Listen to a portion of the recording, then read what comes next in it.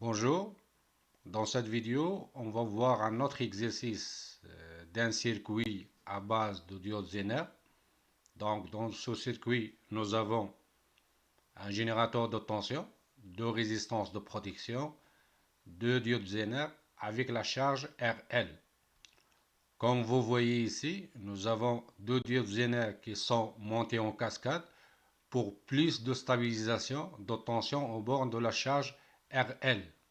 Dans les données, donc pour la diode Zener 1, nous avons le courant minimal IZ, IZ1, ce courant-là, c'est 4,5 mA. Comme on a dit dans les vidéos précédentes, ce courant-là, c'est le courant minimal pour assurer une stabilisation de tension par la diode. Nous avons la tension Zener égale à 20 volts. La résistance interne de la diode Zener, c'est 4 ohms. Et le courant maximal admissible par la diode Zener, la diode D1, c'est 237 mA. Pour la diode Zener D2, nous avons le courant minimal, c'est 5 mA. La tension Zener, c'est 10 volts. La résistance interne, c'est 2 ohms. Le courant maximal admissible par la diode D2, c'est 475 mA. La tension du générateur, c'est 35 volts. Les résistances de protection, les deux R1 R2 égale à 100 ohms et la charge égale à 1 kΩ. La première question, on va supposer que les diodes sont idéales. Ça veut dire que les résistances internes, les deux ils sont égales à 0 ohm. Dans ce cas, on va calculer les courants parcourus dans chaque diode. Ça veut dire on va calculer IZ1 et IZ2. Dans la deuxième question, on va compliquer un peu les choses. Donc, on ne va pas considérer que les résistances internes égales à 0. Donc, on va considérer que la résistance interne de D1 égale à 4 ohms et la résistance interne de D2 égale à 2 ohms. Dans ce cas, on va, sauf ces deux résistances, ils sont constantes. Donc, ils ne varient pas avec le courant des diodes Zener. Donc, on va les considérer comme constantes et on va calculer les courants comme la première question, IZ1 et IZ2. Donc, les diodes qu'on a pris, c'est pour la diode D1. Donc, ici, nous avons la tension Zener, c'est 20 volts. L'impédance ou la résistance interne elle est presque égale à 3 ohms, on a considéré égal à 4 ohms, et le courant maximal admissible par la diode c'est 237. Pour la deuxième diode, donc nous avons la tension Zener, elle est 10 volts, la résistance interne elle est presque égale à 2 ohms, et le courant maximal admissible par la diode Zener c'est 475 ohms, pardon, milliampères. On va commencer par la première question.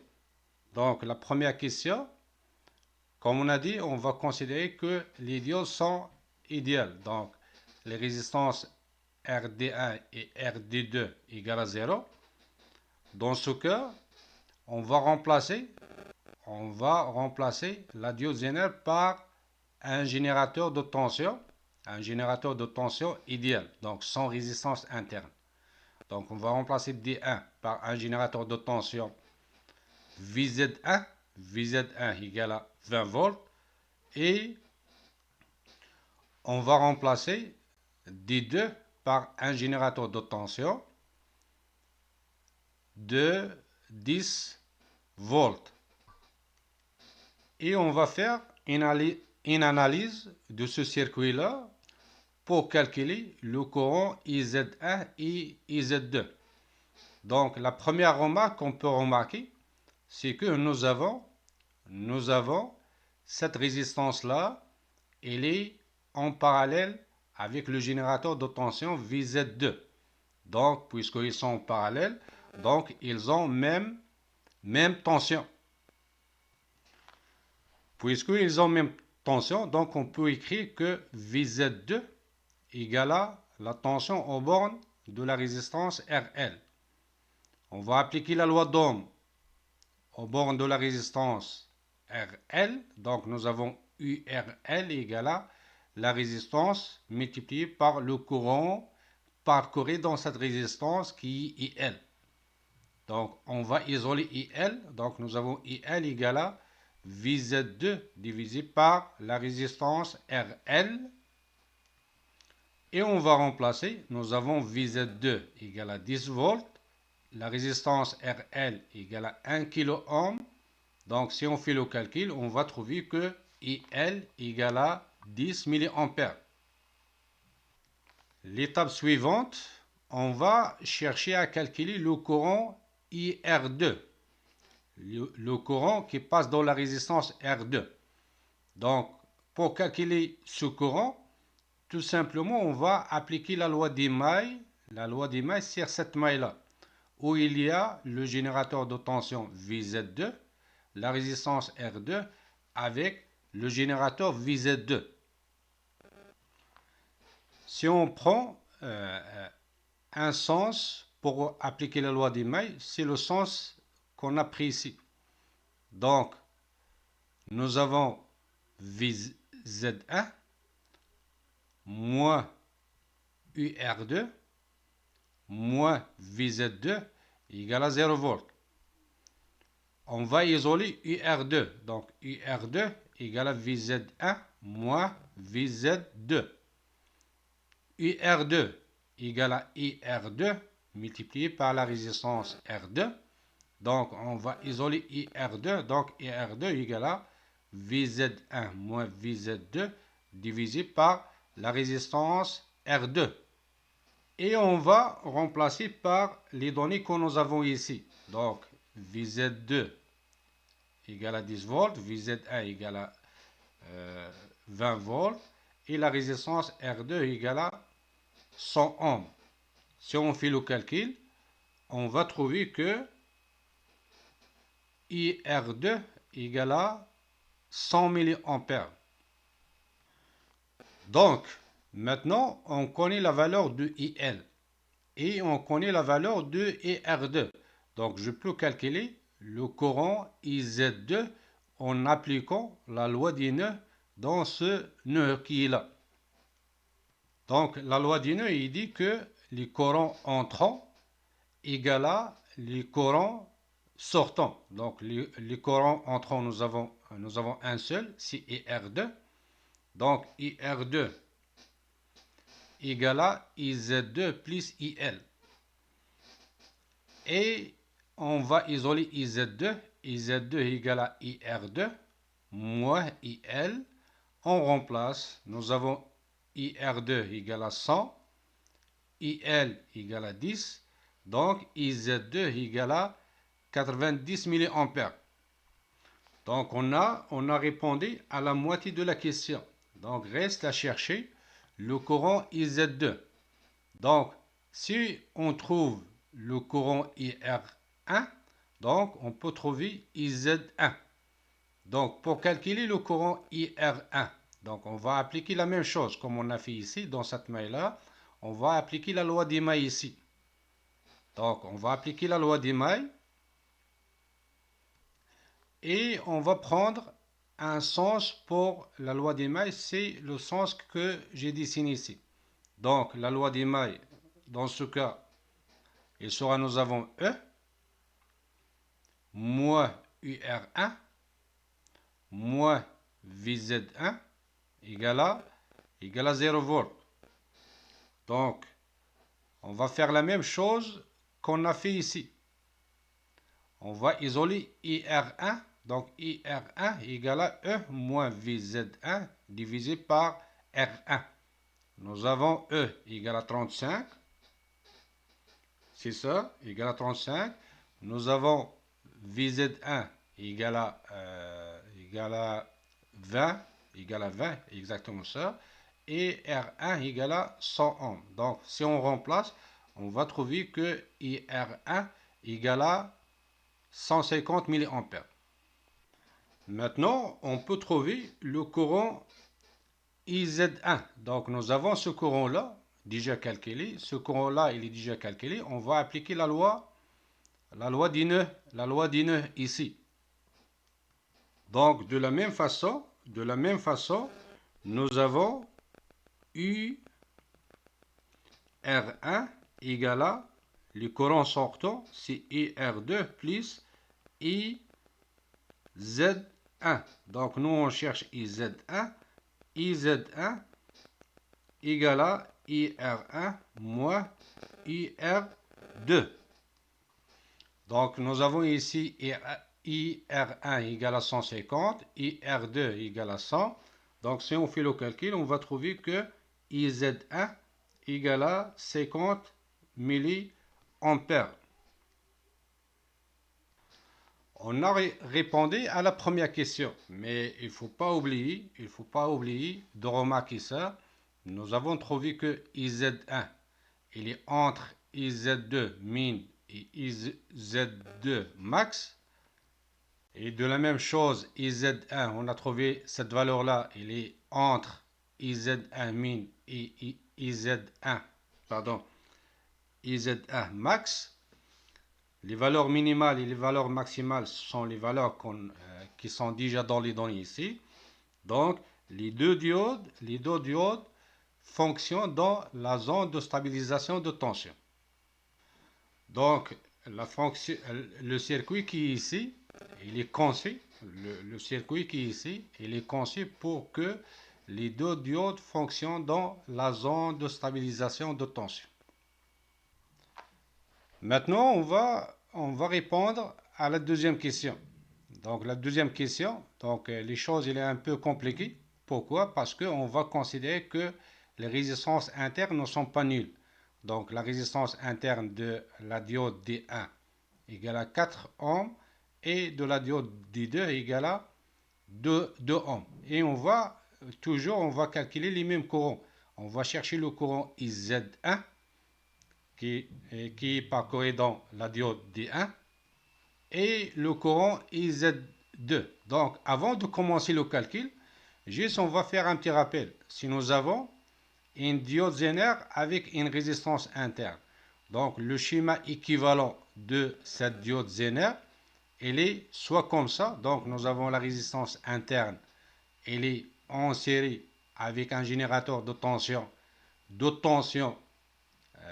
VZ, la tension de Zener, ou l'inverse, on peut juste inverser le générateur avec la résistance. Donc, le générateur de tension Zener, VZ, en série avec la résistance. Donc, la tension totale ici, entre la résistance avec le générateur de tension, c'est UZ, et le courant qui parcourt les deux, résistance avec générateur, c'est le courant IZ. Donc, la première étape pour nous, on va remplacer la diode Zener, ou les deux diodes Zener, soit par ce montage-là, soit par ce montage-là. Alors, lorsqu'on va remplacer chaque diode par leur schéma équivalent, donc le schéma final, il devient comme ça. Donc ici, cette diode, il est remplacé par ça, et cette diode, il est remplacé par ça. Donc, comme j'ai dit, il y a plusieurs méthodes pour analyser ce circuit-là. Mais pour moi, la plus facile, c'est appliquer les théorèmes des circuits électriques, soit Millman, soit Thevenin, soit autre. Donc, juste par exemple, si on calcule le courant IL, si on calcule ce courant-là, donc on peut déduire la tension, et si on déduit cette tension-là, je peux calculer cette tension-là. Si je calcule cette tension, je peux calculer ce courant qui est là. Si je calcule ce courant avec ce courant, donc je peux calculer le courant ici, ainsi de suite. Donc, pour moi, comme j'ai dit, l'idée c'est calculer le courant IL. Donc, pour calculer le courant IL, donc, on va chercher le générateur de Thevenin au bord de la résistance RL. Donc, on va chercher le générateur de Thevenin de ce circuit-là. Première étape pour le théorème de Thevenin. Donc, on va d'abord chercher la résistance de Thevenin. On va chercher la résistance de Thevenin entre le point A et le point B.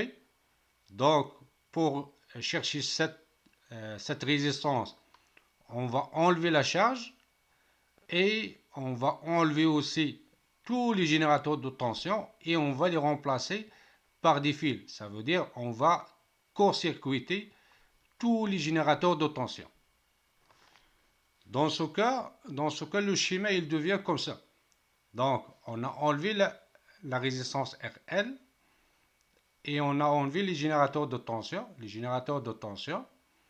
et on a remplacé les générateurs de tension par des fils électriques. Et maintenant, on va chercher la résistance équivalente entre le point A et le point B. Donc, ici, nous avons ces deux résistances-là, ils sont en parallèle. Donc, la résistance équivalente, ces deux résistances, c'est le produit par la somme des deux résistances. Et cette résistance équivalente, elle est insérée avec la résistance R2. Donc, on va faire la somme. Et toute cette branche-là, il est en parallèle avec la résistance RD2. Donc, la résistance équivalente du tout, c'est le produit par la somme. Donc, R1 multiplié par RD2 divisé par R1 plus RD1 plus R2 plus RD2. Donc ça, c'est la résistance de Thevenin. Donc si on fait le calcul, on va trouver que cette résistance-là égale à 1,96 ohms. La deuxième étape, on va chercher la tension de Thevenin, toujours entre le point A et le point B. Donc, pour calculer ou pour chercher cette tension-là, il faut seulement enlever la charge. Il faut garder le circuit à vide. Donc, lorsque nous, on va enlever la charge, le circuit, il devient comme ça. Donc, là, le courant qui est ici, égale à le courant de sortie, c'est 0 ampère.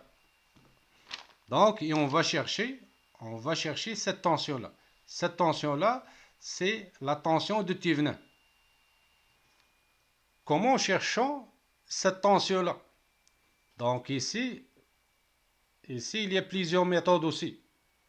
Donc, pour moi, la meilleure méthode pour chercher cette tension-là, ou la méthode la plus facile, la plus simple, c'est appliquer le théorème de Millman.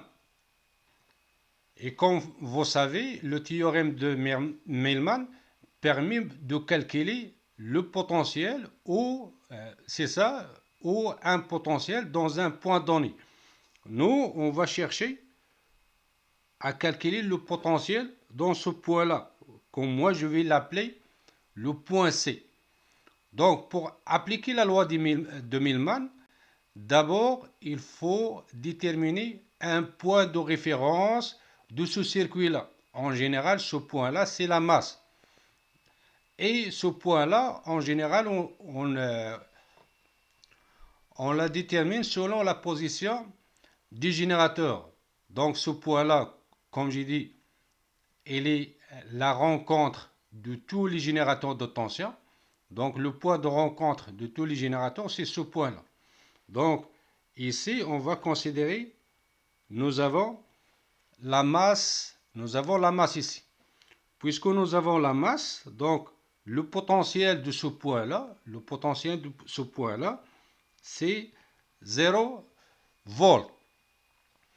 Puisque le potentiel de ce point-là, il est 0 volts, et on sait déjà que la tension aux bornes de générateur E, c'est 35. Donc le potentiel ici, c'est 35 volts. Le potentiel ici, pour que la différence entre ce point et ce point-là, c'est 35, c'est la tension du générateur. Donc ici nous avons 0, donc le potentiel ici c'est 35. Le potentiel dans ce point-là, c'est 20 volts. Pourquoi? Parce que la tension du générateur, c'est 20 volts. Et ici, nous avons 0 volts. La tension du générateur, c'est 10 volts. Donc le point ici, c'est 10 volts. Donc, on sait le potentiel ici, ici et ici. Donc, je peux appliquer la loi des mailles en ce point-là, sachant que ces deux résistances-là, ils sont en série. Pourquoi? Parce que le courant qui est ici égal à 0 et le courant qui est parcouru dans la résistance R2, c'est le même qui est parcouru dans la résistance RD2. Donc, ces deux résistances-là, c'est en série. Donc, si on applique la loi des mailles dans ce point-là, on va trouver que VC, ça veut dire le potentiel ici, égal à 35 divisé par R1, 20 divisé par RD1, 10 divisé par la somme des ceux des résistances. Le tout divisé par 1 divisé par R1, plus 1 divisé par RD1, plus 1 divisé par R2, plus RD2. Si on fait le calcul, on va trouver que le potentiel dans ce point-là égale à 20,19 volts. Il ne faut pas oublier que nous, on cherche la tension de Thevenin. C'est la tension entre le point A et le point B. Donc, on a trouvé la tension ici, ou le potentiel ici. Donc, il faut juste calculer la tension au bord de la résistance RD2 pour trouver la tension ETH. Donc, pour calculer cette tension-là, on va calculer le courant qui passe ici. Et pour calculer le courant qui passe ici, on va calculer la tension ici. Donc, la tension entre ce point-là et ce point-là, j'ai l'appelé la tension U'. Donc, nous avons I' égale à I'. C'est le courant qui passe dans les deux résistances multiplié par les deux résistances. Nous avons I', c'est la différence de potentiel. Donc, le potentiel qui est ici, moins qui est ici, divisé par les deux résistances, on va trouver que le courant I' égale à 99,92 mA. Aussi, nous avons la tension UAB, qui est la tension ETH, égale à cette tension-là plus cette tension-là. Et cette tension au bord de la résistance R2 égale à I' multiplié par la résistance RD2. Donc, si on fait le calcul, on va trouver que ETH égale à 10,2 volts. Après, le calcul du générateur de Thevenin. Donc, ce circuit-là, il sera simplifié à ce circuit-là. Avec ici, nous avons A et B. Donc, toute cette partie-là sera remplacée par le générateur de Thevenin, ETH, RTH qu'on a calculé. Et ici, nous avons la charge. Donc, puisque nous avons ce circuit, il est simplifié à ça, donc je peux calculer facilement le courant IL. Le courant IL égale à IL égale à ETH divisé par RTH plus RL. Si je fais le calcul, je vais trouver que IL égale à 10,18 mA. Puisque j'ai calculé le courant IL, donc le reste, il devient simple. Donc, j'ai calculé ça, j'applique la loi des mailles sur cette maille-là. Je vais trouver IZ2. Donc la valeur que je vais trouver que IZ2 égale à 89,93 mA. Et après, j'applique la loi d'Inoue ici pour trouver le courant IR2. Donc, nous avons IR2 égale à ça, plus ça. Une fois que j'ai trouvé le courant IR2 qui est égal à 100,12 mA, donc je peux calculer cette tension-là. Après, je vais appliquer la loi d'Ima ici. La loi d'Ima ici pour trouver le courant IZ1. Donc, je vais trouver que IZ1 est égal à 47,96 mA.